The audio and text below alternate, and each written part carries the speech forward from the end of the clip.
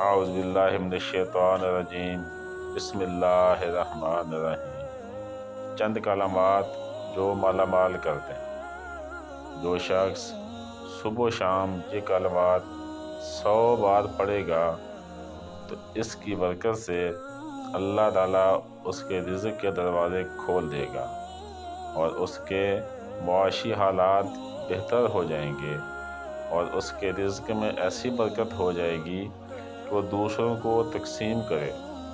وہ کلمات مبارکہ یہ ہیں: لا الہ الا اللہ المالک الحق المبین، لا الہ الا اللہ المالک الحق المبین، لا الہ الا اللہ المالک الحق المبین۔